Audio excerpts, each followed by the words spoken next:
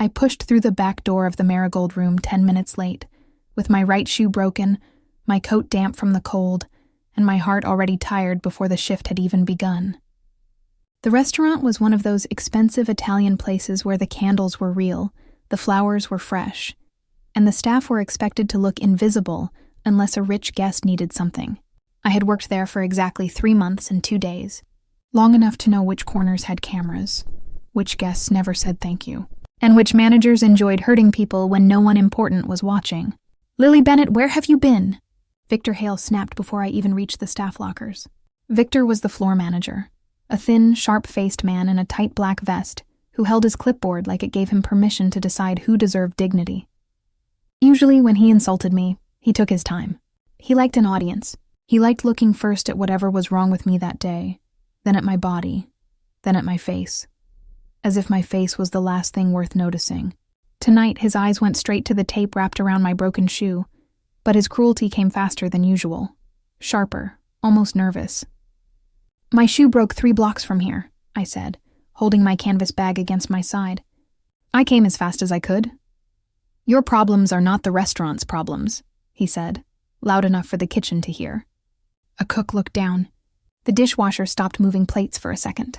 Bianca Russo stood by the espresso machine with her arms folded. Bianca was polished, graceful, and trusted with the kind of guests Victor thought a woman like me should never serve. Normally, when Victor embarrassed me, Bianca smiled like she was relieved it was not her turn. Tonight she looked away. That was the first sign that something was wrong. Victor was not only angry, he was afraid. "Maria called in sick," he said. My fingers tightened around my bag. Maria was the only waitress trusted upstairs in the private room. The rest of us only went there to carry clean glasses, extra forks, or instructions to forget whatever we heard. "Who has the Marigold suite?" I asked. Victor's jaw tightened. "Bianca has wine. You have coffee." I stared at him. "Me? Do not look proud. You are not being chosen. You are what I have left." His eyes dropped again to my shoe. "And tonight, what I have left may be enough to ruin me." That was the second sign. Victor never admitted weakness. He stepped closer and lowered his voice. "You will pour coffee, refill cups, keep your eyes down, and leave that room without making one person remember your name. One spill, one stupid question, one nervous look at the wrong man, and you will never work in a decent restaurant in Chicago again." "Who is upstairs?" I asked. For the first time since I had known him, Victor's fear looked bigger than his cruelty. "Jack Moretti," he said. The name changed the kitchen. The cook moved quieter. Bianca lowered her eyes. Even the dishwasher stopped pretending not to listen. Jack Moretti did not come to restaurants for dinner. He came when rooms needed to be closed, phones collected, and powerful men needed privacy for things no one would repeat later. Victor shoved a clean black apron into my hands. "Fix your face before you go upstairs. Men like that do not like sad waitresses." I tied the apron around my waist. It pulled across my stomach because every uniform Victor ordered for me seemed made for someone smaller, someone he would have preferred to display. He noticed. Of course he noticed. Men like Victor always noticed the parts of a woman they could turn into a weapon. I had heard comments about my body from customers, from strangers, from my ex-husband Ethan after our child was born, and from my own father when I had nowhere else to go. So Victor was not original. He was only another man using old words with fresh confidence. My phone buzzed inside my bag. Ruth's message appeared on the screen. "He's asleep. Still says his robot needs that little silver piece." Ruth was Ethan's mother, but she had chosen truth over blood. She watched my child on late shifts, not because she pitied me, but because she loved him and had never forgiven her son for walking away from us. My little boy loved broken things. Cheap robots from thrift stores, cars with missing wheels, tiny metal arms that clicked but did not move. He believed every broken thing only needed the right small piece and enough patience. Maybe that was why I had learned to notice details other people ignored. A tiny missing piece could stop an entire machine. Victor snapped his fingers. "Are you listening?" I slipped the phone away. "Yes, then move." I looked at him. "Then it is good I am only serving coffee." His mouth tightened, but the phone beside the reservation screen rang before he could answer. He grabbed it. "Yes, sir. She is here now, no, sir. No problem. The Marigold suite is ready." He listened, and the color drained from his face. Of course. Then he hung up and pointed toward the back stairs. Go, so I went. Not because Victor owned me, not because his threats had broken me, but because my child was asleep 2 blocks away with a woman who had chosen love over pride, and because survival had taught me that sometimes obedience was only a mask you wore until you found the right moment to take it off. The Marigold suite looked less like a dining room and more like a courtroom pretending to be elegant. A long table stood beneath soft lights. The white cloth had no wrinkles. Crystal glasses sat in exact rows. Low flowers filled the center so no man's view would be blocked. 2 service doors led back toward the kitchen hall. 1 main stair went down to the public floor. A narrow east corridor led toward an old private exit, the one staff were told never to use unless ordered. Everything looked too clean, too measured, too prepared. On the sideboard sat a narrow black case. A lawyer opened it just enough for me to see a silver signing pen inside, then closed it again. No one touches this except the signers, he told Victor. This is the official verification pen. It confirms the signature and stores the signing record. If this agreement is challenged later, this pen proves the signing process was clean. Victor nodded too quickly. Everything is under control. The lawyer's eyes narrowed. The verification piece inside that pen must stay intact. If it is damaged or missing, the record can be reviewed. Understood, Victor said. But his eyes moved toward the east corridor before they returned to the case. I noticed the pen because Victor kept looking at it. I noticed the east corridor because Victor kept looking there too. I noticed the restaurant security guard near that corridor because he would not look anyone directly in the eye. Maybe I noticed too much. Maybe that was what men later hated most about me. But when you spend your life being ignored, you learn to study the rooms that ignore you. Rocco arrived first from Jack Moretti's side. He was broad, quiet, and hard-eyed. The kind of man who did not waste movement, because wasting movement meant giving enemies extra seconds. He checked the windows, mirrors, service doors, main stair, east corridor, sideboard guards, and every person in the room. When his eyes passed over me, I saw his quick decision. Waitress, coffee service. No threat, he moved on. That was fine. Being underestimated was sometimes the only privacy I had. Then Marco Voss entered. I knew him before anyone said his name because the room softened around him. He was older than Jack by several years, with silver at his temples and a calm smile that made nervous people breathe easier. Everyone knew the story. Marco's father had died saving Jack Moretti when Jack was young. After that, the Moretti family raised Marco almost like blood. Jack called him brother. The city called him trusted. Marco crossed the room and rested 2 fingers on the black pen case. Victor did not stop him. He should have. The lawyer had said no one touched it except the signers. Marco's touch lasted only a second, casual enough to look harmless, but his eyes moved once toward the head chair before he looked away. It was a small thing. Most people would miss it. Rocco did not. I saw his jaw shift. Marco saw me watching and smiled. Coffee service? He asked. Yes, sir.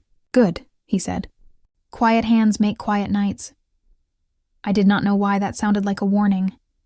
At 8:41, the room changed before Jack Moretti walked in. Guards straightened. The judge stopped speaking. Bianca adjusted her posture near the wine station. Victor stopped moving completely. Then Jack entered. He wore a black suit, a black shirt, and no tie. He was not the biggest man in the room, and he did not need to be. Some men filled a room with noise. Jack Moretti filled it with silence. He looked once around the room. Exits, guards, judge, lawyers, Enzo's empty side of the table, Marco, Victor, Bianca, then me. Only 1 second, maybe less, but Victor saw it and hated me for it. Jack stopped near my coffee station. Everyone stopped when I walked in, he said. You didn't. I looked at the cup in my hand. The cup still needed setting out. Bianca's eyes widened. Victor looked like he might faint. Rocco looked at me again, more carefully this time. Jack did not smile. Do you always answer like that? Only when I am asked directly. His eyes stayed on mine. They were controlled, not warm, not soft, but awake in a way most men's eyes were not when they looked at me. He was not looking at me the way men like Victor looked at me. He was not measuring how much space I took. He was looking at my hands, the cups, the table, the way I had turned every handle toward the person who would reach for it without needing to look down. He noticed steadiness before he noticed anything else. "Careful," he said. I placed the cup down, with the handle turned toward the chair. "I am. That is why nothing has spilled." Something almost moved across his face. Not amusement, exactly. Interest. Not because I was pretty. Not because I was delicate. Not because I was trying to impress him. Because my hands did not shake in a room where everyone expected me to disappear. Then Marco stepped close and said something low. Jack's gaze stayed on me 1 second longer than it should have before he went to his seat. 5 minutes later, Enzo Rinaldi arrived with his men, and even I understood the danger then. This was not dinner. It was a peace meeting. The Moretti side and the Rinaldi side had been fighting over docks, warehouses, and routes that kept half the city moving. The lawyers called it logistics. The guards called it territory. Ordinary people would have called it work. Because if those men went to war, it would not only be Mafia soldiers who paid. Dock workers, drivers, security men, cousins, sons, and families would wake up inside a battle they had not chosen. I poured coffee and stayed quiet. The judge began reading the agreement. Dock Route A, Dock Route B, shared inspection, neutral storage, emergency authority. The words sounded dry, but I knew dry words could hide sharp teeth. Poor people live under contracts, too. Rent contracts, payment plans, late fees, warnings in small print. We know how one harmless sentence can become a trap. Then the judge read the emergency clause. In the event of sudden leadership incapacity before final ratification, temporary stabilizing authority over the affected party's dock security routes shall pass to the named trustee. Jack's face changed slightly. Named trustee? The judge swallowed. For the Moretti side, Marco Voss. Enzo smiled across the table. Your brother becomes neutral now? Marco smiled back, but again it did not reach his eyes. Neutral enough to keep your men from turning confusion into opportunity. Jack looked at Marco. You approved this language? Marco's voice softened. Your father's old structure. If anything happens, someone trusted holds the line until succession is settled. That is all. Jack watched him for a moment. There was trust in his face, but not blindness. Continue, he said. I poured for the judge, then the lawyers, then Enzo's side, then Jack's. When I reached Jack, he glanced at the pot. Still nothing spilled, he said quietly. I filled his cup without touching the rim. For now, sir. Marco looked at me. She talks more than most coffee girls. Jack looked at the cup, then at my hands. Her hands are steady. I lowered my eyes and moved away, but the word followed me. Steady. No one at the Marigold Room described me that way. Victor described me as late, slow, heavy, not polished enough. Ethan had once described my body as something he had to tolerate. My father had told me I would have to learn to be useful if I could not be beautiful. Steady sounded like a word from a place where no one had measured my worth by how little space I took up. The first course passed. The room stayed quiet in a trained way. Bianca moved through the men with wine, graceful and careful. I stayed near the coffee station. Victor kept checking the pen case. Marco kept speaking softly to Jack. The restaurant security guard near the east corridor kept shifting his weight. Then Victor snapped his fingers at me. Reserve napkins. Service hall. Now. I picked up the empty linen basket and went through the side service door. The corridor behind the suite was cool and narrow, lined with shelves, wine crates, spare linens, and cleaning supplies. The east hallway branched off near a small alcove before turning toward the old private exit. I found the sealed napkins on a lower rack and bent to pull them free. That was when I heard Marco's voice. After he signs. My hand froze. Victor answered him. 20 seconds. No sooner. A third man spoke, low and rough. Rocco? Blocked at the main stair, Marco said. The alarm pushes everyone off balance. Jack goes east. I take him the rest of the way. Victor whispered. And the pen? The signature only has to look clean long enough, Marco said. Once he is dead, the clause does the rest. The rough voice asked, Rinaldi takes the blame? Marco's answer came calm and easy. Of course. That is the point. I did not breathe. I did not need every detail. Jack Moretti was supposed to sign. A fake kitchen alarm would throw the room into confusion. Rocco would be blocked. Victor would send Jack through the east corridor. Marco would lead him into the blind corner. Jack would die before the agreement could be challenged. Rinaldi would be blamed. Marco would step into temporary control of the docks under the emergency clause. Temporary was a word powerful men used when they wanted something permanent, but did not want to say it aloud.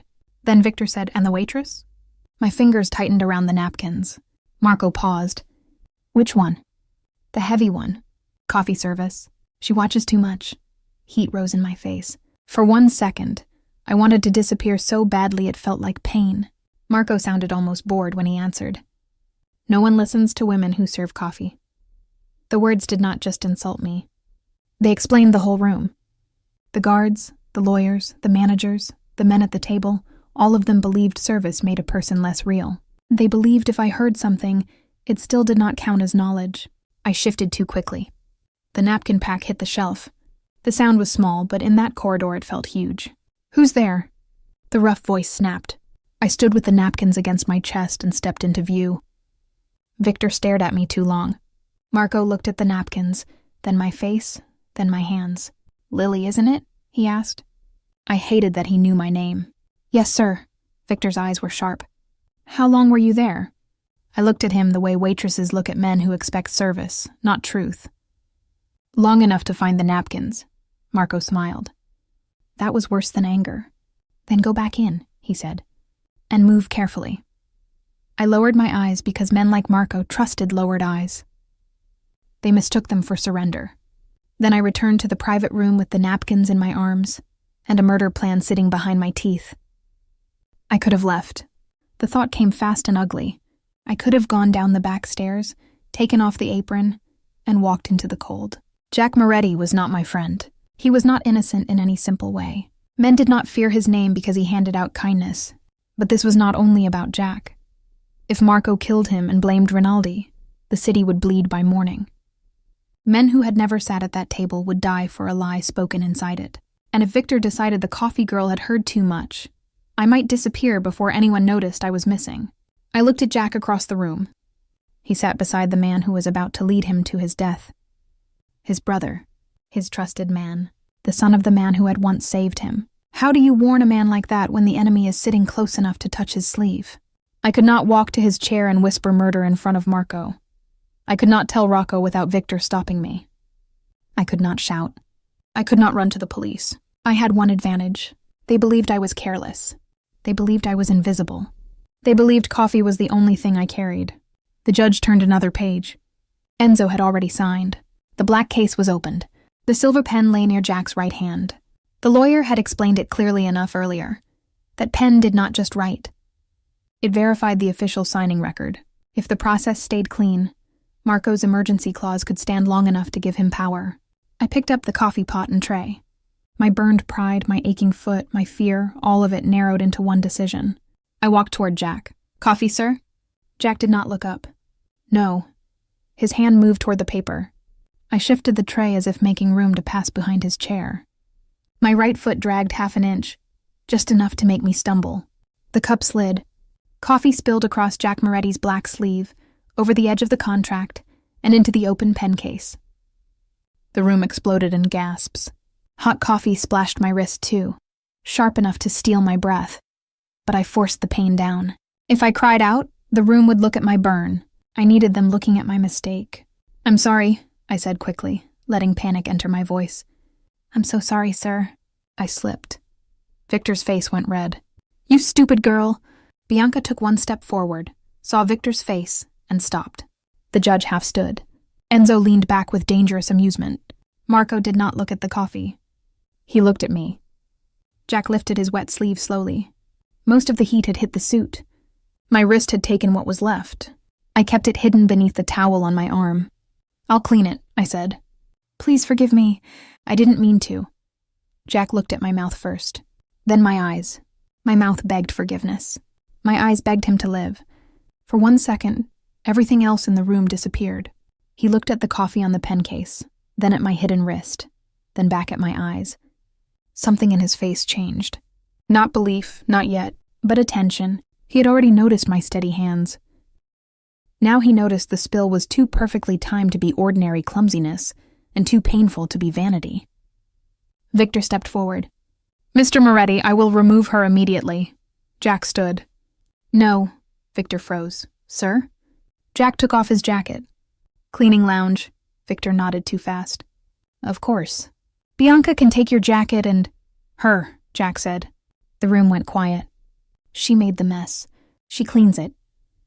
Victor looked trapped between anger and obedience. He shoved a towel and stain bottle into my hands. As he did, his eyes dropped to my tray. Something small and metallic had slid beneath the wet napkin near the edge of the saucer. I had not noticed it. Victor had. His face changed so quickly that I almost missed it. The piece was no bigger than something from one of my little boy's broken robots. A tiny silver part with ridges along its side. The kind of thing most people would sweep away without understanding that a whole machine could fail without it. Victor looked at it like it could destroy him. Then Jack moved, and everyone else moved with him. I followed him out of the room with the towel, the stain bottle, and the tray still in my hands. I did not know what the small metal piece was. I only knew Victor wanted it. The cleaning lounge was narrow, with a sink, spare jackets, folded towels, a cracked mirror, and a shelf of stain remover. Rocco came in behind us and shut the door. Jack removed his jacket and placed it on the counter. His cuff was wet, but his skin was not burned. Mine was. I kept my wrist low. Leave the towel, Jack said. I did not move. His eyes sharpened. I said, leave it. If you sign that paper and follow Marco through the East Hall, I said, you will die tonight. Rocco's hand moved inside his jacket. Jack lifted one hand, stopping him without looking away from me. Say that again. So I did. Fast, plain, no drama. After you sign, the kitchen alarm goes off. Rocco gets blocked at the main stair. Victor sends you east. Marco touches your shoulder and tells you he knows the route. Rinaldi takes the blame. Jack said nothing. Rocco's face hardened.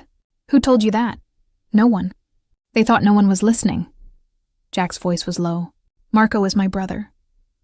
Then your brother knows exactly which hallway has the blind corner. The words landed hard. Jack's face did not show pain the way ordinary men showed pain, but something in his eyes went colder. Do you understand what you are accusing him of? Yes, I said. That is why I am saying it now. You heard voices in a service hall during a private signing. I heard enough. Or you heard pieces and built a story around fear. The words hit harder than I expected. Then test it, I said. If I'm wrong, nothing happens. I'm just the waitress who ruined your sleeve. If I am right, the alarm will come.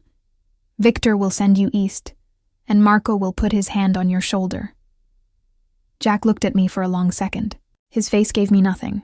No belief, no promise, no protection. Only the cold wall of a man who had just been asked to imagine his brother as his murderer. Then he looked once at Rocco, too quickly for me to understand, and turned back to the door. Stay behind me, he said. That was all. Not I believe you. Not you saved my life. Not even thank you. Only stay behind me, like I was still just part of the mess he had to clean. I followed him back into the marigold suite with the ruined jacket, the towel, and the tray still in my hands.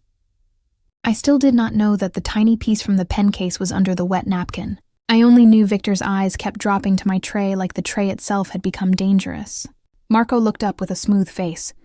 The judge hovered over the damp edge of the contract. Enzo looked entertained enough to be dangerous. Problem solved? Marco asked. Jack did not answer him. He turned to Victor first. Fire her. For 1 second, I forgot how to breathe. Victor blinked. Sir? The waitress, Jack said. Fire her, now! The room went quiet. My fingers tightened around the tray. I had told him the truth. I had burned my own wrist to get him alone. I had said the words no one else dared to say. And he had looked at me, heard me, and chosen his brother anyway. Victor's relief spread across his face. Marco's shoulders relaxed almost invisibly. To them, Jack looked angry, insulted, and still blind. To me, he looked like a man walking calmly toward his own death. Victor grabbed my arm. You heard him, he whispered. Move. I looked back once as Jack sat at the table. The judge looked at the damaged official pen case. The verification pen is compromised, he said nervously. Marco's voice stayed smooth. Use the backup pen. The signatures are what matter. The lawyer beside the judge hesitated. The verification piece from the original pen must be recovered for the record. Without it, the signing process may require review. Marco's eyes moved once toward Victor. Victor's fingers tightened on my arm. I still did not understand why, but I understood one thing clearly. The small thing under the wet napkin mattered. The judge placed the agreement in front of Jack. Marco leaned close. "One signature," he said softly. "Then we can all breathe." Jack picked up the backup pen. My chest tightened. No, I thought. Please don't. But he signed. And in that moment, I believed I had failed. 20 seconds later, the kitchen alarm screamed. A waiter shouted from below. Someone yelled about smoke near the ovens. One lawyer knocked over a glass. Enzo's guards moved. Jack's guards moved. Too many bodies shifted at once. Rocco stepped toward me, but 2 restaurant security men rushed into his path carrying fire extinguishers they did not need. "Main stair is blocked," one of them shouted. Victor dragged me toward the service door. I looked back once. Marco had placed his hand on Jack's shoulder. "East Hall," he said. "I know the route." Everything I had said was happening. And still Jack did not look at me. Victor pulled me into the corridor hard enough to make the tray shake. Beneath the wet napkin, something small clicked against the porcelain cup. Victor heard it. His grip tightened. His eyes dropped to the tray, then to the towel, then to my apron pocket. I did not know what had clicked. I only knew Victor suddenly looked less interested in firing me and more interested in searching me. He shoved me into the kitchen office and slammed the door. The room was small, bright and airless, with a desk, a broken filing cabinet, a schedule board covered in red marker, and security screens showing different parts of the restaurant in grainy black and white. One screen showed the Marigold suite emptying into confusion. One showed the main stair blocked by the 2 restaurant security men. One showed the service hall near the east corridor. On that screen, Jack Moretti was walking beside Marco Voss, and Marco's hand was still on his shoulder. My stomach went cold. "Put the tray down," Victor said. "If I'm fired, I can leave." "You leave when I get what you're carrying." My heart kicked once. "What am I carrying?" Victor's mouth tightened. "Do not play stupid with me. I don't know what you're talking about." "Then put the tray down." "No." His face changed. The cruelty was still there, but now fear stood behind it. On the security monitor behind him, Jack and Marco disappeared into the east corridor. The camera did not reach the blind corner. Victor stepped closer. "What did you hear?" "Nothing." "What did you tell him?" "That you're a terrible manager." His hand shot out and grabbed my burned wrist. Pain flashed white at my arm. I bit the inside of my cheek so hard I tasted blood, but I did not cry out. I would not give him that sound. "What did you tell Jack Moretti?" Victor whispered. "You should be more worried about what Marco told you to do," I said. His grip tightened. "You don't know anything." "Then why are your hands shaking?" His eyes flicked toward the tray. "Give me the towel." "Why?" "Because it belongs to the restaurant." "A wet towel?" "Everything in this building belongs to this restaurant." "Then deduct it from my last check." His eyes went flat. That was the wrong answer. He reached for the tray. I shifted sideways, and the wet napkin slid closer to my hand. I did not know what was inside it. I did not know whether it was proof or trash. But Victor wanted it badly enough to hurt me for it, and that meant it mattered. I pulled the napkin off the tray and shoved it into my apron pocket. Victor's eyes followed the movement. Now I knew. "Give it to me," he said. "No. Brave girls get hurt faster." I looked at his hand around my wrist. "Then you should stop hurting them." I swung the tray upward with my other hand. The edge hit his forearm hard enough to make him release me. A porcelain cup slid off and smashed against the floor. Coffee-soaked linen fell across his polished shoes. Victor cursed and grabbed for me again.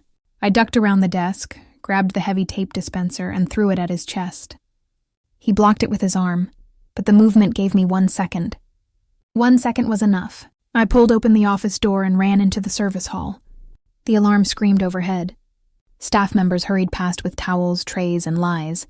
Someone shouted about smoke near the ovens, but I smelled none. At the far end, the east corridor swallowed sound. I ran toward it. My shoe slapped unevenly against the tile. My wrist burned.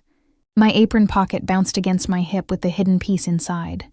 Behind me, Victor shouted my name, but the alarm broke it into pieces. Then a gunshot cracked through the service hall. The sound stopped me so suddenly my shoulder hit the wall. For 1 second, everything inside me wanted to turn around. I was a waitress. I had no weapon, no training, no powerful name. My child was asleep 2 blocks away, probably under the blue blanket Ruth had knitted for him, one small hand still holding the broken robot he refused to throw away. He was still little enough to believe his mother could fix anything if she had enough light, enough patience, and the right tiny silver piece. I thought of Ethan leaving because he said he could not spend his life pretending to desire a woman he pitied. I thought of my father looking at me and my child and saying a divorced woman with a son was already a burden, and a heavy one was a life sentence. I thought of Ruth finding me on a bus bench that night, wrapping her coat around my child's feet, and saying, "My son failed you, Lily. I will not let him fail his child, too." Ruth did not save me. I survived, but she stopped making survival harder, and sometimes that is the greatest kindness a person can offer. I had made one promise over my little boy's sleeping head. He would never learn from me that a woman must beg to be respected. So when that gunshot cracked through the hall, I thought of running. Then I thought of the lesson I would carry home if I ran while men died for a lie. No, I was not running back because Jack Moretti deserved me. I was running back because truth deserved someone. I moved toward the East Hall. The corridor narrowed after the linen room, then turned sharply toward the old private exit. The camera above the turn sat too high, exactly the way Marco's plan needed it to. A blind spot. At the end of it, Jack stood with his back near the emergency door. Marco stood in front of him with a gun in his hand. A traitor guard stood to Jack's left, aiming at his ribs. Another man stood behind Marco. Rocco was pinned farther back near the stair end, by the restaurant security guard holding a fire extinguisher in one hand and a pistol in the other. Jack had no gun drawn. His right sleeve was still damp from coffee. His face was calm, but calm did not mean safe. Marco's smooth smile was gone. Without it, he looked older, hungrier, almost relieved. "You came anyway," Marco said, "even after the waitress ruined your sleeve." Jack's voice was low. "You put your hand on my shoulder. And you followed." Marco smiled. "That was always your weakness, Jack. You mistake loyalty for love. I knew if I touched your shoulder and told you I knew the route, you would come just far enough to understand before you died." Jack's eyes moved once toward Rocco, measuring distance. Marco noticed. "No, let him watch. Let him tell the others I looked you in the face." "Why?" Jack asked. The word was quiet, and somehow that made it worse. Marco's jaw tightened. "My father died for your life. Do you know what they gave me for his blood? A room in your house. A chair behind your father. Then a chair behind you.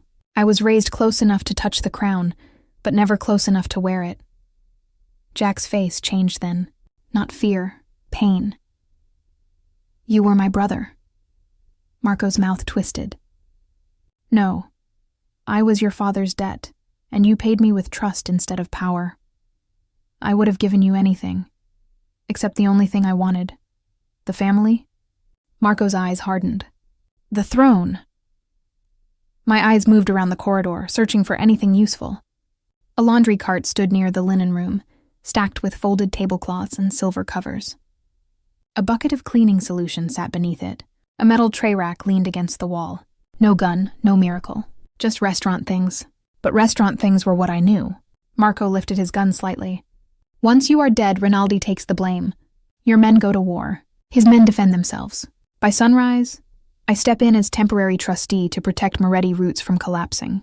Emergency authority. Clean signature. Clean story," Jack said. "Clean. Clean enough." Marco's voice sharpened. Victor triggers the alarm. The stair gets blocked. "You go east. Rinaldi's men are seen moving. The judge has your signature. The businessmen remember what I tell them to remember. Once you are dead, no one argues with paperwork." "The official pen was damaged," Jack said. For the first time, Marco's face tightened. "Victor is handling it." "Is he?" Marco's gaze shifted past Jack and found me in the shadows. For half a second, no one else moved.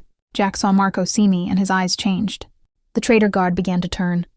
I grabbed the laundry cart with both hands and shoved. Pain tore through my burned wrist, but the wheels broke free. The cart slammed into the guard's knees just as he fired. The shot went wild, exploding into the wall above Jack's shoulder. Rocco moved like something released from a cage. He drove his elbow into the restaurant security man's throat, ripped the pistol from his hand, and swung him into the wall. Jack dropped low and kicked the tray rack into the second guard's legs. Metal crashed across the corridor. Marco cursed and aimed at me. I ducked behind the laundry cart as another shot tore through folded tablecloths. Silver covers clattered across the floor. I grabbed the bucket from beneath the cart and threw it across the tile. Cleaning solution spread under Marco's polished shoes. He slipped half a step. That was enough. Jack closed the distance and caught Marco's gun wrist before he could fire again. The two men hit the wall hard.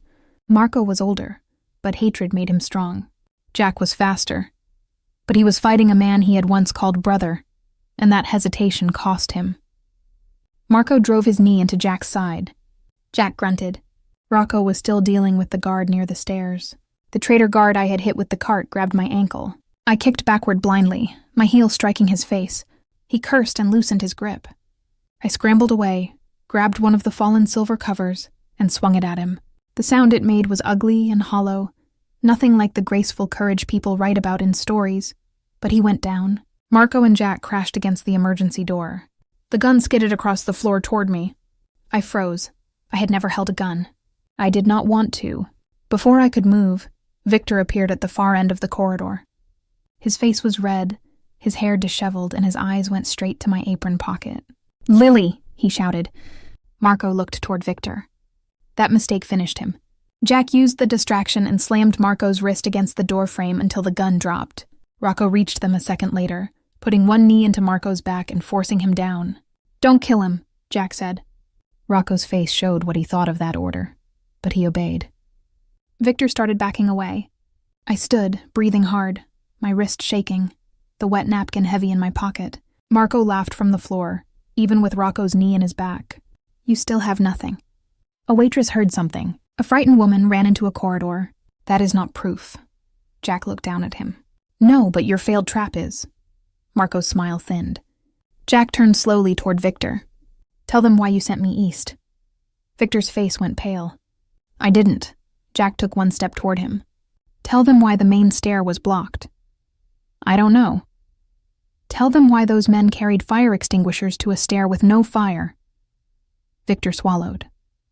Marco snapped, "Shut your mouth." Jack did not look away from Victor. "He will bury you first, Victor.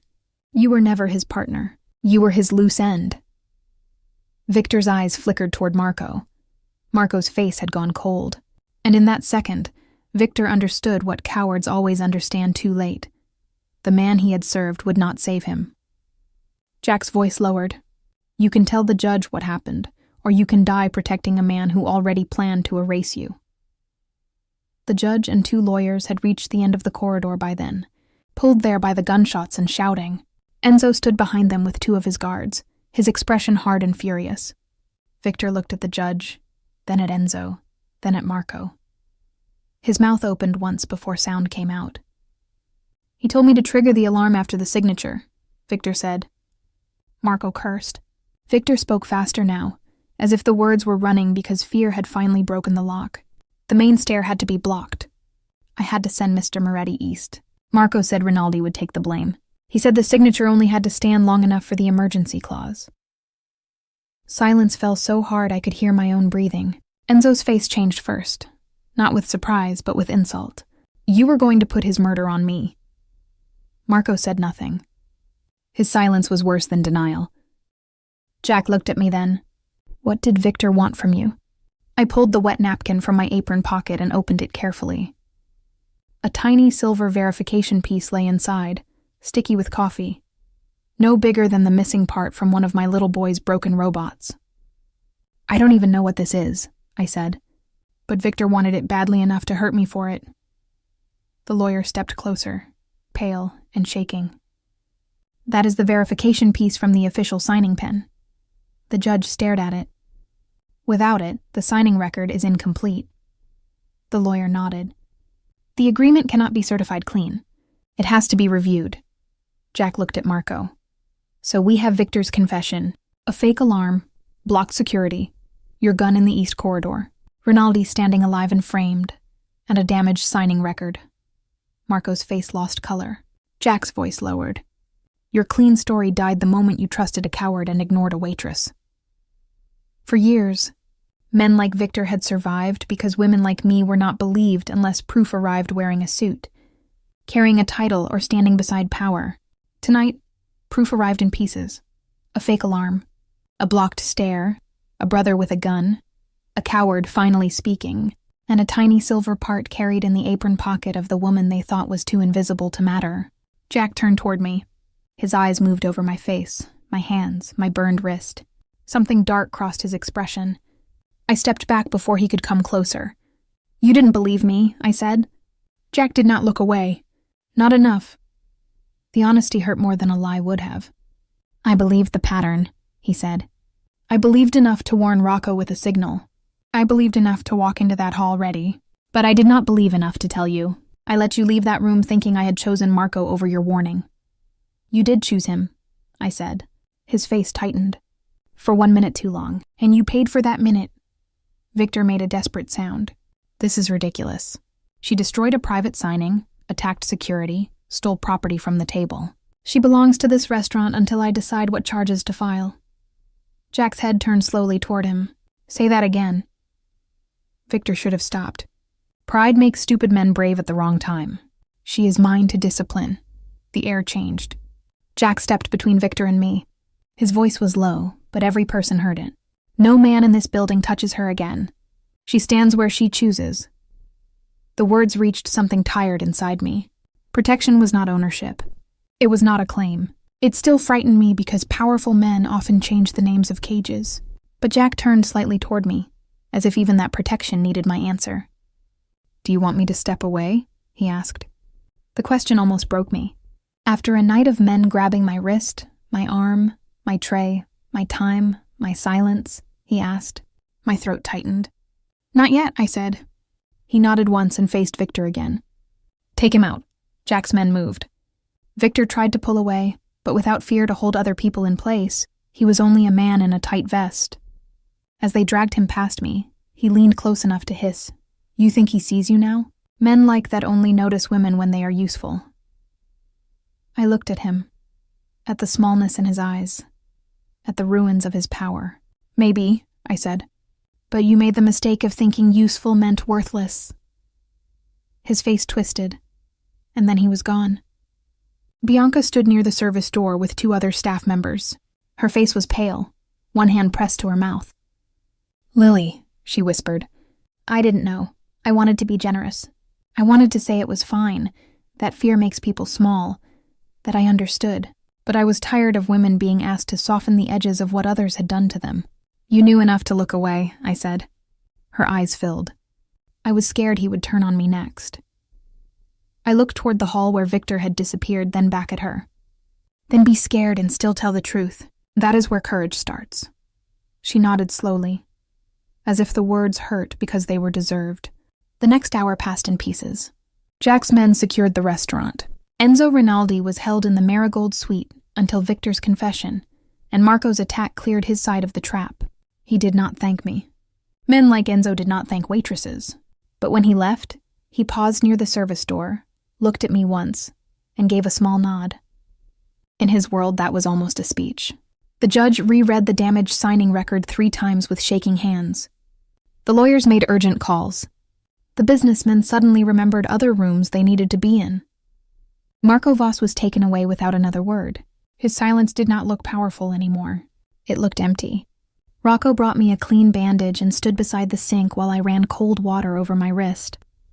He did not speak for a long time. Finally, he said, "That was stupid." I looked at him. "You are welcome." His mouth almost moved. "All so brave." I was afraid the whole time. That is usually when brave counts. I dried my wrist carefully. Jack stood near the service door, speaking to the judge, but his eyes came back to me more than once. Not possessive, not hungry. Checking. Learning. Each time I caught him, he looked away first, as if he understood that after tonight, being watched without permission might feel too close to being trapped. When the worst of the chaos ended, I took off my apron and folded it over my arm. Jack stepped toward me, then stopped at a careful distance. His eyes moved to the bandage Rocco had wrapped around my burned wrist. "You should see a doctor." I looked toward the back door of the restaurant, toward the cold alley, toward the street that would take me to Ruth's apartment. "My wrist can wait," It shouldn't. My son can't. For the first time that night, something in Jack's face changed. Not shock exactly. Something quieter. You have a son? Yes, I said. He's 4. His name is Noah. He's asleep at Ruth's apartment, and when he wakes up, I need to be there. I am not staying in this building one more minute while my child is waiting for me. Jack went still. He did not ask where Ruth lived. He did not ask why Noah's father was not there. He did not ask questions he had not earned the right to ask. He only nodded once and said, "Then you go to your son." "I don't want charity," I said, because the night had taken too much from me and I needed at least that one wall standing. "Good," Jack said. "I don't give charity. What do you give?" He looked at the ruined private room, then back at me. "Repairs." That was better than debt. Debt made people owned. Repair meant something had been broken, and someone was willing to name it. "I'm not one of your repairs," I said. His eyes held mine. "No, you are not." I left through the back door with my coat pulled tight, and my broken shoe slapping the pavement. Rocco appeared beside the alley entrance holding a plain black box. Not for me, I told myself, but of course it was. "Shoes," he said. I stared at him. "What?" "Your right one is held together by tape. There is glass in the service hall. These are not payment. They are not a gift. They are safety." That sounded so much like something a man had practiced not to make wrong that I almost smiled. "Did Jack tell you to say that?" "No, I improved it." I took the box because walking 2 blocks on a broken shoe after everything else felt like pride trying to punish me. Inside were black flats, simple, soft, and my size. I changed near the back step while Rocco stood facing the other way with the seriousness of a soldier guarding a border. "Thank you," I said. "Boss said you don't like being bought." "Smart man." "Learning man," Rocco said. I carried my broken shoe in the box and walked to Ruth's apartment. Ruth opened the door before I knocked twice. Her gray hair was loose around her face, and worry had already found her eyes. "Lily?" I stepped inside and saw Noah asleep on the couch, one hand wrapped around his robot. My throat closed. Ruth saw the bandage on my wrist and the stain on my sleeve. "What happened?" I looked at Noah, then back at her. A long night, Ruth did not push. She never pushed where fear was still fresh. She only took my coat, touched my cheek, and said, "Then sit down before your legs remember they are tired." I sat beside Noah and watched him sleep. His robot's arm was still loose. The missing silver piece was still missing. For a strange second I wanted to laugh. A room full of dangerous men had nearly fallen apart because of a silver piece no bigger than the one my son believed would fix a toy. The world was ridiculous. The world was cruel. The world was sometimes saved by women nobody thought to ask. 3 days later, the Marigold Room reopened under new management. Victor Hale's name vanished from the schedule board like it had never been there, Bianca testified. The restaurant security men disappeared into whatever consequences men like Jack arranged when the law was too slow and the streets were too fast. Marco Voss did not appear in public again. The paper said a private business dispute had delayed a dock agreement. The city kept moving. Most people never knew how close it had come to burning. I did not return to the Marigold Room. Not because I was afraid. Because I had no interest in being grateful to a place that only respected me after powerful men heard Victor confess. I found work at a smaller cafe owned by an older woman named Mrs. Alvarez, who paid on time, fed her staff before long shifts, and told rude customers they could drink coffee elsewhere if kindness was too expensive for them. I liked her immediately. My wrist healed slowly.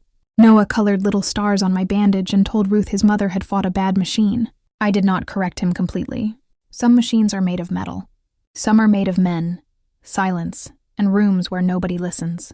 On the 7th morning, Jack Moretti walked into the cafe. The whole room seemed to notice him, even without knowing his name. He wore a dark coat, no guards inside, though I saw Rocco through the front window pretending to be interested in the bakery display. Jack did not walk to the counter like a man claiming territory. He waited behind 2 customers, hands visible, eyes lowered enough not to frighten Mrs. Alvarez. When it was his turn, I looked at him over the register. "Coffee? If you are willing to pour it. I pour for paying customers. Then I'll pay." Mrs. Alvarez looked from him to me with the sharp attention of a woman who had lived long enough to identify Trouble by posture alone. Lily? She asked. It's fine, I said. Jack heard the caution in my voice and did not pretend not to. I poured his coffee into a white ceramic cup and set it on the counter. Anything else? 5 minutes, he said. Only if you choose. I could have said no. He would have left. I believed that, and believing it made the choice harder. I took my break and sat across from him at the small table near the window. For a while, neither of us spoke. Outside, Rocco stared at a croissant like it might confess something. Jack looked at my wrist. How is it? Healing. I'm sorry. For which part? He did not flinch. For not believing you enough. My throat tightened. That is a very specific answer. It should be. General apologies are what men use when they want forgiveness without memory. I did not answer. He lowered his eyes to the cup. I believed the pattern. I believed enough to prepare. But I did not believe enough to tell you. I let you think I had chosen Marco over your truth. You did choose him, I said. For 1 minute too long, he said. And you paid for that minute. That silence sat between us for a long time. It did not fix anything, but it told the truth. That was a start. Your son? He asked carefully. I studied his face for any sign of ownership, pity, or calculation. I found none. Safe, I said. With Ruth. Good. He did not ask to meet him. He did not ask where he lived. He did not pretend he had a right to know more. That was the first thing he did right after doing so much wrong. I am not asking for a place in his life, Jack said. I am asking for the chance to become the kind of man you would not be afraid to let near it. That was the closest thing to romance I could handle from him then, because it was not a claim. It was a request tied to behavior. I leaned back in the chair. You understand I am still angry. Yes. You understand anger does not mean interest. Yes. You understand 1 cup of coffee is not a promise. Yes. He nodded after each answer as if receiving instructions before work. That, more than anything, made me believe he might actually hear me. When Jack stood to leave, he did not reach for my hand. He did not ask what tomorrow meant. He did not tell me I belonged anywhere except where I already stood. He only said, if I came back another day, would that be unwelcome? I thought about Victor, about Bianca, about Ethan, about my father's closed door, about Ruth wrapping her coat around Noah's feet at a bus stop years ago, about the hall, the gunshot, the silver piece, and the way men like Marco believed women like me existed below the level of consequence. Then I looked at Jack. No, I said. Not unwelcome. That was all he got. That was enough. He nodded once, left money on the table for coffee he had already paid for twice in other ways, and walked out with Rocco behind him. Jack came back the next week, then the next. Not every day. Never enough to make the cafe feel surrounded. Sometimes he ordered coffee and left. Sometimes he sat for 5 minutes. Sometimes he asked about Noah without asking to meet him. Sometimes he said nothing at all, and I learned that silence could be respectful when a man was not using it as punishment. The first time he met Noah, it was an accident, or at least it was close enough to one that I allowed it. Ruth brought Noah to the cafe near closing because her knees were hurting, and the bus was late. Noah carried his broken robot under one arm, the one with the loose leg and missing joint. Jack was standing outside near the window, waiting because he had learned not to enter when I was busy. Noah saw him before I could explain anything, and walked straight up to him with the confidence only children and kings seem to have. "Are you the man from Mom's coffee story?" he asked. Jack froze like he had faced weapons with less fear. He looked at me first, silently asking permission to answer. I nodded. "I hope I'm not the worst part of it," Jack said. Noah considered that. "Mom said the bad machine broke. Your mother helped break it." Noah lifted his robot. "Can you fix machines?" Jack looked at the robot as if it might be more complicated than the entire dock agreement. "Some?" "This one needs a silver joint," Noah said. "Mom says broken things still work if you find the right small piece." Jack's eyes moved to mine. He understood then. Not all of it, but enough. The silver piece had never been only about the pen. It had been about a little boy who believed broken things deserved patience, and a mother who had carried that belief into a room full of men who thought she was nothing. "I can try," Jack said carefully, "but only if your mother allows it." Noah turned to me. "Can he try?" I looked at Jack. He did not look smug. He did not look like he had won anything. He looked like a man being invited into something fragile and aware that one wrong move would break it. "He can try," I said, "but he has to give it back even if he cannot fix it." Jack accepted the robot with both hands. "Agreed." Rocco, standing near the car, muttered, "I know a better repairman." Noah pointed at him. "Then he can help." Rocco looked at Jack. Jack looked at me. I smiled despite myself. "Looks like you have been hired." That became the beginning. Not flowers, not diamonds, not big promises, just small permissions earned slowly. Jack and Rocco found an old toy repairman who made a tiny silver joint for Noah's robot. Jack did not bring it to me like a gift meant to impress. He came to the cafe 2 weeks later, placed the repaired robot on the counter, and said, "Noah asked me to try. This belongs to him." I took the robot and tested the leg. It moved. Smoothly. For a moment my throat closed. "How much?" I asked. Jack's face softened. He paid with a drawing. "Jack, I'm serious." He pulled a folded paper from his coat pocket. Noah had drawn a robot with 3 arms, one of them labeled Rocco.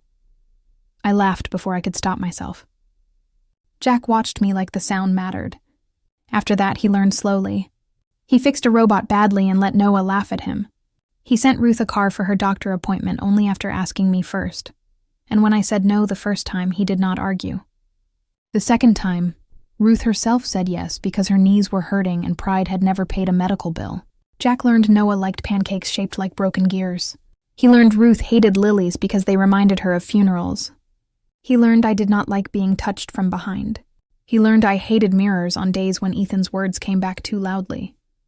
He did not fix those days. He stayed gentle around them. Months passed. The city kept moving. The Moretti name stayed dangerous. But around me, Jack learned to lower his voice. He still lived in a world of guards, debts, and men who made decisions in rooms without windows. I never pretended that did not frighten me.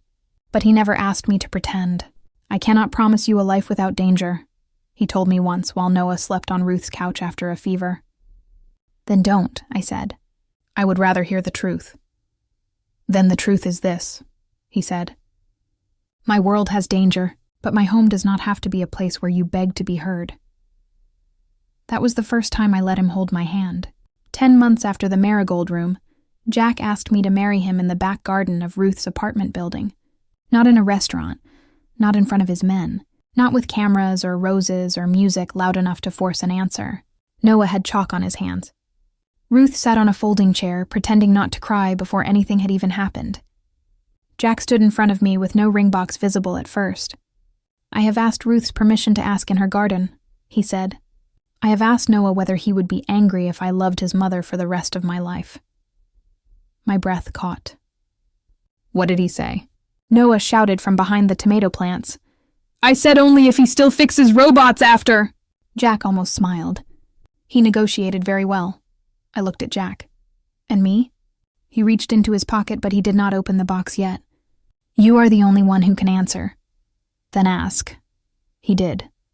No speech about saving me. No promise that his love erased my past. No claim over my body, my son, my name, or my choices. He only said, "Lily Bennett, will you let me spend my life proving that your truth will always be heard before my pride?" I cried before I said yes. Not because I needed a powerful man. Because for the first time, power had knelt without asking me to shrink. The wedding was small because I wanted it small. Sunlight filled the garden behind an old stone chapel that Ruth loved. There were white chairs, soft music, a table of simple food, and more security than most brides would notice. But Jack kept them far enough back that the day still felt like ours. I stood in a room behind the chapel wearing a dress I had almost refused to buy. It was not the kind of dress women like Bianca wore in bridal magazines. It did not hide all of me. It shaped around my waist, my stomach, my hips, the softness I had spent years trying to apologize for. My hands trembled as I looked in the mirror. For a moment, I heard Ethan's voice as clearly as if he stood behind me. "You don't look like the woman I married." Then my father's voice followed. "A divorced woman with a son is already a burden, and a heavy one is a life sentence." My hand moved to my stomach before I could stop it. This body had carried Noah. This body had worked double shifts. This body had stood in restaurants where men looked through me until they needed something. This body had burned, run, fought, lifted my son, fed him, held him, protected him, and still some part of me wanted to ask the mirror for forgiveness. The door opened slightly, then stopped. Jack's voice came from outside. "May I come in?" Even now, he asked. I wiped my cheek. "Yes." He stepped in and stopped like the room itself had warned him to be careful. He wore a black suit, but not the kind he wore to make men afraid. This one was simple, formal, human. His eyes found mine in the mirror, then moved once over the dress, not with hunger, not with judgment, but with a kind of quiet reverence that made me look away first. "Do I look all right?" I asked. His face changed. No, my heart dropped. He stepped closer, slowly, leaving space for me to stop him. "You do not look all right," he said. "You look like a woman no man had the right to make ashamed." The tears came so fast I hated them. "Jack, may I?" he asked, his hand hovering near my waist. I nodded. He touched me gently, not hiding the softness, not avoiding the place I had covered with my own arms for years. His palm rested over the curve of my stomach like it was not something to forgive. "This is not something I accept because I love you," he said quietly. "This is part of why I understand you. This body carried your son, your hunger, your fear, your work, your truth. Ethan was too small to honor it. I am not." I broke then. Not loudly. Not beautifully, just honestly. Jack did not rush to fix my tears. He stood with me through them. He looked at me after Noah, I whispered, like I had become less. Jack's hand stayed steady. Then he did not know how to count. I laughed through the tears because it was such a strange answer. He looked at me in the mirror. "I see more, Lily, not less." Ruth knocked once and came in without waiting, because Ruth had earned that right. She saw my face, saw Jack's hand at my waist, and pointed at him with shaking fingers. "If you make her cry badly, I will ruin your wedding." Jack stepped back immediately. "Yes, ma'am." Ruth looked at me. "Good tears?" I nodded, and she cried harder than I had. Noah burst in 5 seconds later, holding the ring pillow upside down. "Everyone is waiting, and Rocco says I can't test the rings on my robot." "Rocco is right," I said. Noah sighed like all adults had failed him. Jack crouched in front of him. "Today, the rings stay on people." Noah looked at him seriously. After today, we negotiate." That satisfied him. The ceremony began under clear daylight. Ruth sat in the front row with a handkerchief twisted in both hands. Mrs. Alvarez sat beside her, proud as if she had raised me herself. Bianca came too, quiet and respectful, no longer polished like a weapon, but softer, changed by the courage she had once borrowed too late. Rocco stood behind Jack, face expressionless, eyes suspiciously bright. Noah walked down the aisle with the rings, holding the pillow in both hands like it contained evidence in a trial. When I reached Jack, he did not look at me like a man receiving a bride. He looked at me like a man being trusted with something he knew he had not created and did not own. The vows were simple until Jack turned slightly toward Noah. He had asked me first. He had asked Noah too. Still, seeing him do it made my chest ache.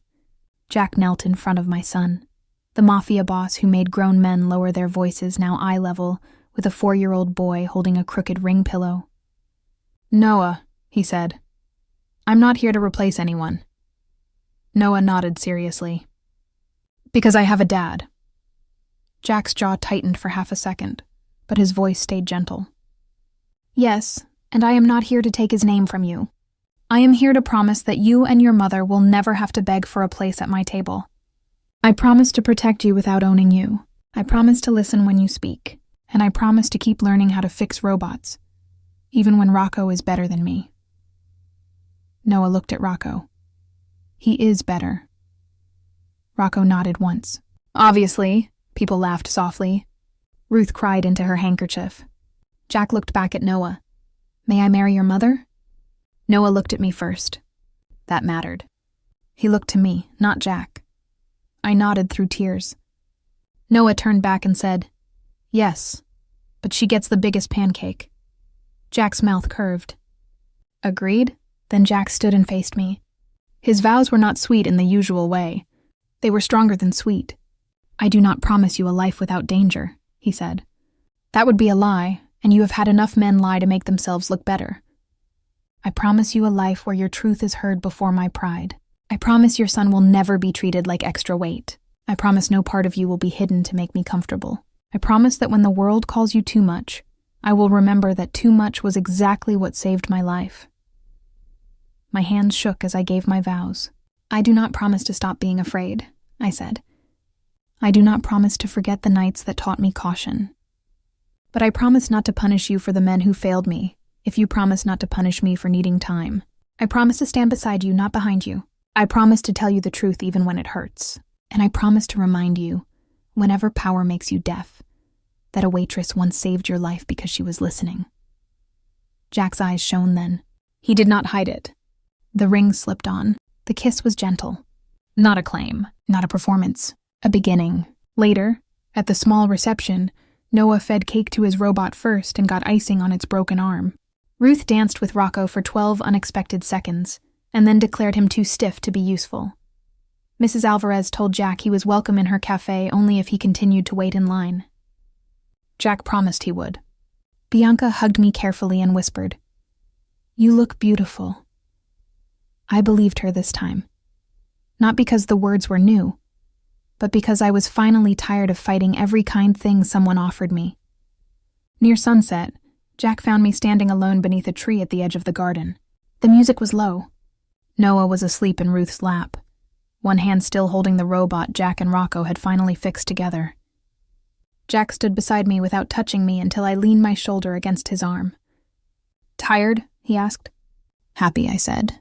"It feels similar when you are not used to it." He looked toward Noah.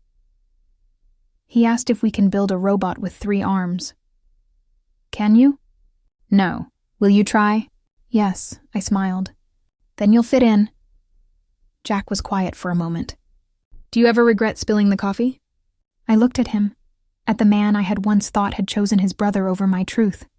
The man who had been wrong and admitted it. The man who had learned to ask before touching, wait before claiming, listen before deciding. "No," I said, "but I still have the scar." His eyes moved to my wrist. The burn had faded, but not vanished. "I know." "Good," I said. "Do not forget it." He took my hand and kissed the scar. Not dramatically, not as if pain was romantic, but as if memory deserved respect. Never. That night, when the guests were gone and Ruth had taken Noah upstairs, I stood again in front of a mirror, still in my wedding dress. For years, mirrors had been rooms where old voices waited for me. Ethan's disgust, my father's disappointment, Victor's insults, the world's quiet instructions to become smaller. But that night, when I looked at myself, I saw the same body, the same curves, the same stomach, the same arms that had carried trays and children and fear.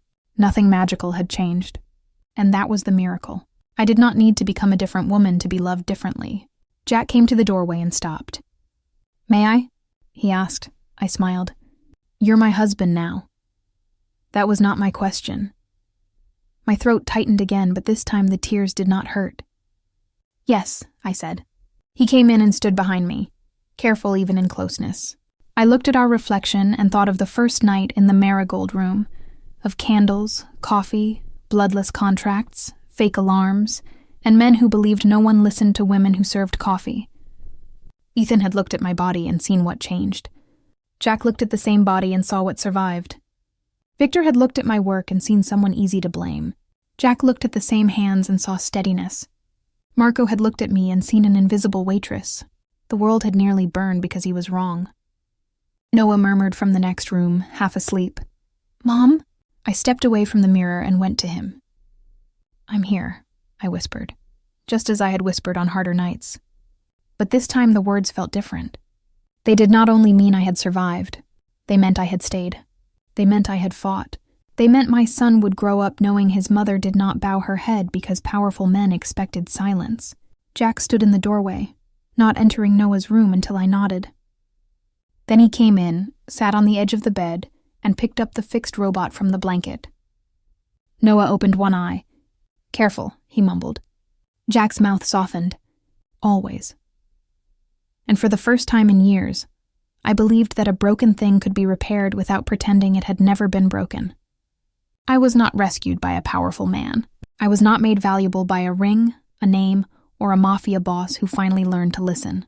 I had already been valuable when I walked through the back door 10 minutes late with one broken shoe and a tired heart. I had already been valuable when no one looked. Jack had not made me worthy. He had only arrived late to a truth that had always been there. And when he reached for my hand in the quiet room where my son slept between old pain and new safety, I gave it to him, not because I needed saving, but because he finally understood that I had already saved myself.